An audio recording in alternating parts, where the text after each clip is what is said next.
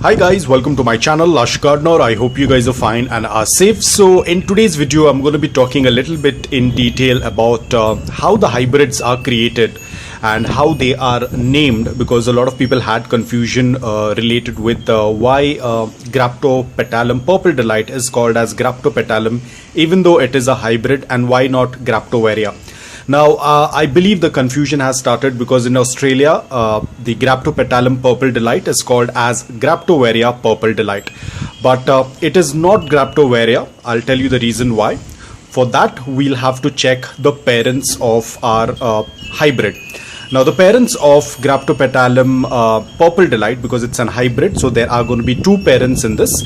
So one of the parent is Graptopetalum paraguanis, which is also called as the ghost plant, and the second parent is Graptopetalum the lavender pebbles. I'll put up the pictures on the screen so it will be much easier for you to identify and understand them.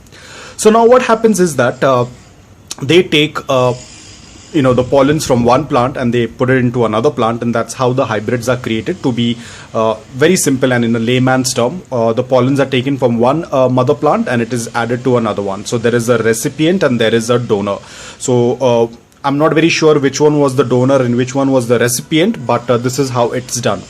So now when a hybrid is created, so now just because it has been cross-pollinated, it's not that you have a hybrid succulent. There is a lot of work that gets into it. The reason behind that is once the hybrid has been created, it has to reach to a decent size, and then they tend to check the structure, the shape of the leaves and the color and the entire, in general, the appearance of the hybrid. Now, if the hybrid looks a lot like one of the parent, let's say that they had created this and it looked a lot like paraguanis, then this plant will not be called as an hybrid. It is going to be called as paraguanis. Or let's say, for instance, it looked almost similar like lavender pebbles, then it's not going to be called as hybrid. It is going to be called as lavender pebbles. For it to be called as a hybrid, it has to have a very distinct feature from both of its parent. It should look like its parent, but there should be a very different formation in leaves, in the color, in the shape and structure of the succulent itself. So when they created this hybrid, it was a successful hybrid, because you can see it doesn't look like paraguanis, it does not look like the lavender pebbles, but it does have, because every time when there are two things that are combined together, it is going to have a little bit features of both. Just like how our humans, a lot of the times the kid either looks like the father or tends to look a little bit like mother, or a mix of both. So that's how it works out in the hybrids as well. So the Graptopetalum Purple Delight, the shape of the leaves are very similar to paraguanis, but it is very chubby. The chubbiness comes from the second parent, that is the lavender pebbles. But lavender pebbles do not have pointed leaves, they have more oval shaped leaves. That's why they are called as pebbles, because they look like pebbles. But in the hybrid, the shape of the leaves do not match to the second mother plant, but it matches to the first parent. That is why it is considered as a new hybrid, because the features are very different, very distinct from both of the parents that are used for creating this hybrid. The tip of the leaves are very similar to paraguanis, but the chubbiness comes from the second parent. So that's why it has very distinct features, and hence it is classified as a new hybrid. Now, why is it called as Graptopetalum and not Graptovaria? We will talk about Graptovaria in the next clip. In this, it is called as Graptopetalum because, as you can see, the name Graptopetalum paraguanis, Graptopetalum lavender pebbles. So you can see both of them are from the natural species. This hybrid was created within the same genus, hence it gets the name as Graptopetalum.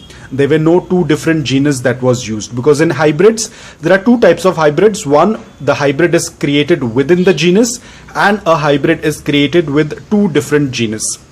Over here it was a single genus, which was Graptopetalum. So they just take the genus name Graptopetalum and add it to Purple Delight. Now Purple Delight might have been, the name might have been given by the person who created the hybrid. A lot of times they tend to use their own name, or at times they randomly use any name that they like. So over here the genus is Graptopetalum because there is no two different genus, it's the same genus. So they take the genus Graptopetalum and they add it to Purple Delight. So it becomes as Graptopetalum Purple Delight. Now let's get back to the second type of hybrid, which is between two different genus. So now moving on to the second type of hybrid, wherein this hybrid is created by using two different genus of plants. Now this is a Graptovaria titubans. Now with the name itself you can understand Graptovaria, which means that there has been two genus that has been used. Now another important thing, you might have always seen that there is a cross sign before Graptovaria. You will also see this in front of Seduvaria, Pachovaria, Pachysedum, Pachyvedum, Graptovedum. You'll always see a X sign in front of it, or the cross sign. Now this is basically used in the world of botany, wherein they have to identify a particular plant as an hybrid or as a cross-pollinated plant. They will always put the cross sign in front, with which the researchers find it much easy to understand the story behind how this plant was created. So the cross sign, this is a very basic thing. So the cross sign denotes that it is a cross-pollinated or a hybrid plant. So now talking about Graptovaria titubans. Now the parent of this succulent, one is Graptopetalum paraguanis, the same one which is used for our purple delight. So the first parent is Graptopetalum paraguanis, ghost plant, and the second parent is Echeveria derenbergii. Now again, as I said, in order for it to be considered as a hybrid, in order for it to be considered as a new variety, there has to be a very different feature on this plant. Now if you tend to look at this plant, it doesn't look like the paraguanis, it doesn't even look like the Echeveria derenbergii. It looks like a completely different plant. And that is why it is considered, or it is recognized as a new hybrid, and that's why it gets a new name as titubans, because it has very different features compared to both of its parents. Now on this succulent, the major looks tend to go on the second parent, which is the derenbergii. You will hardly find anything related with the first parent, paraguanis, but it is an hybrid. But it doesn't even look exactly like an Echeveria. It doesn't even look exactly like the paraguanis. That's why it has a very distinct features on it. That's why it's considered as an hybrid.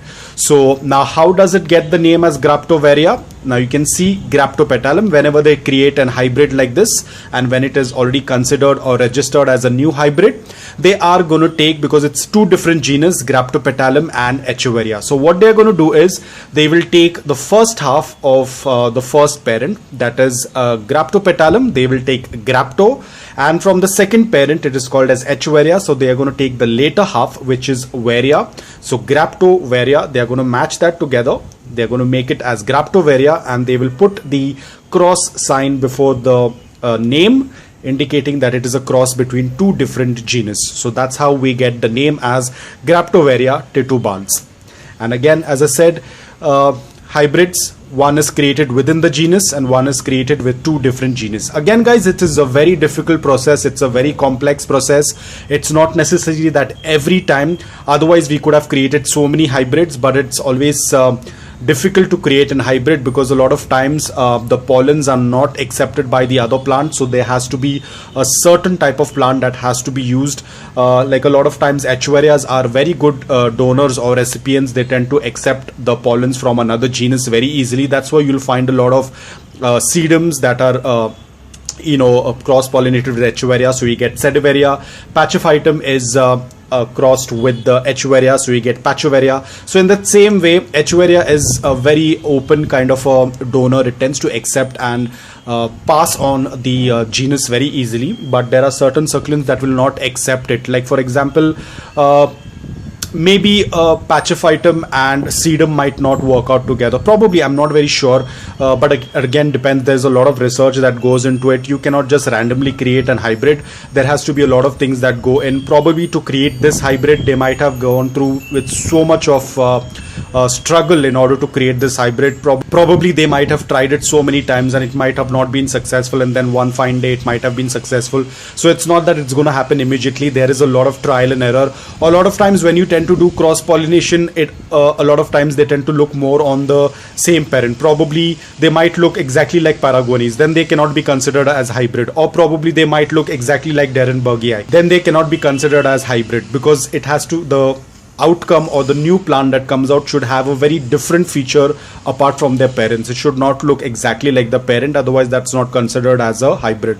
So you can understand there is a lot of complex in it, and a lot of times the cross pollination is not successful. A lot of times the other plant does not accept the pollens from another genus, so there is a lot of complexity in it, and it's not very easy to create hybrids.